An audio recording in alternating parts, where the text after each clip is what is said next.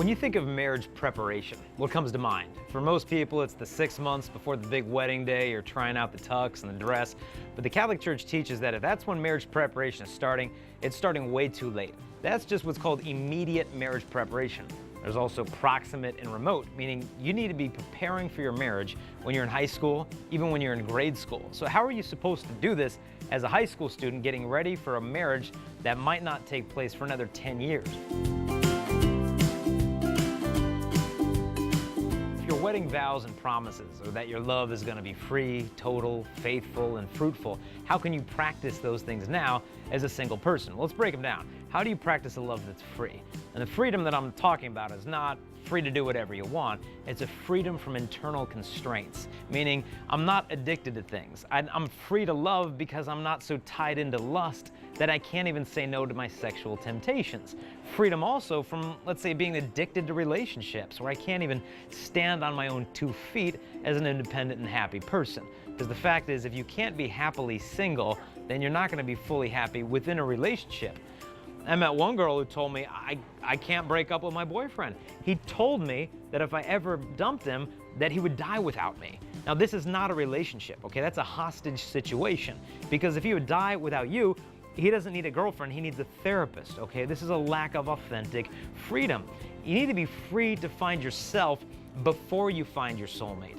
Free to take some time away from the whole dating game. And this is huge, to not enter a relationship looking for the love that only God can give to us. Because if we do that, then we make an idol out of the relationship, and all idols are meant to be broken. And so we need to practice giving a love that is truly free.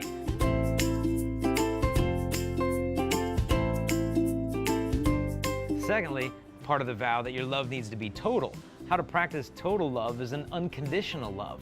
You oftentimes hear people saying, look, I love you, I'm just not in love with you anymore. It's like, look, you never loved me to begin with.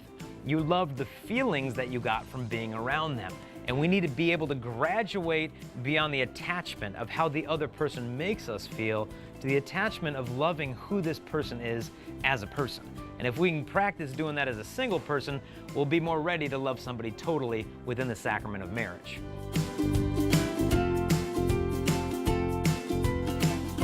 The third part of the wedding vows that we make is that our love is faithful. And to understand, by practicing chastity and purity now, you're actually training yourself in faithfulness. Because if you're going to get married, then one day you're going to promise somebody, I'm going to love you and I'm going to honor you all of the days of my life. Well, realize today is a day of your life. And by practicing chastity now, you're actually learning the virtues that are going to hold a marriage together. And it pays off in the end. It really does. I saw this magazine that had a study on over 2,000 married couples. And it said chastity before marriage may have its uses after all. Well, who knew? They surveyed 2,035 married couples and found that the couples who waited until after they were married to have sex had better communication, better relationship satisfaction, better sexual quality in the relationship, and a more perceived stability in the relationship. And so the fact is, it does pay off. And so we've got to train ourselves in this faithfulness.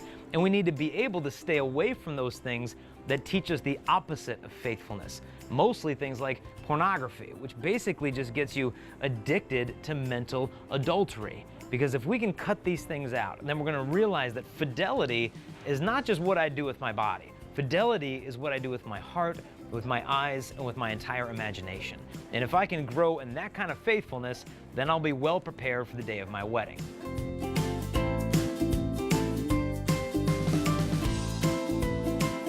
And the last part of the 4 wedding vows and promises is that your love would be fruitful. So how do you practice that? How do you practice having kids before you get married? Well, one, to realize the connection between life and love. Making love should mean making life. And if you can understand this, then realize that by practicing abstinence now, you might not ever thought about this, that you're actually loving your children before you even have them, by not conceiving them before you're ready to love them. And so by understanding that connection between life and love that God has designed, you're preparing yourself for that vow of your marriage that you're going to make one day.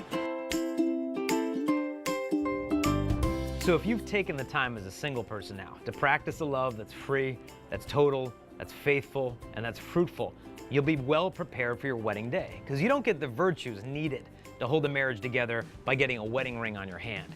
You get this through years of sacrifice. The time to begin is now. Set your standards high for who you hope to find as a future husband or wife. And it's not enough to sit back and imagine who that ideal spouse is. Instead of just sitting around doing that, it's more important that you become the kind of person that you hope to marry. And if you do this, I really believe that you're going to be saving your marriage before you even meet your spouse.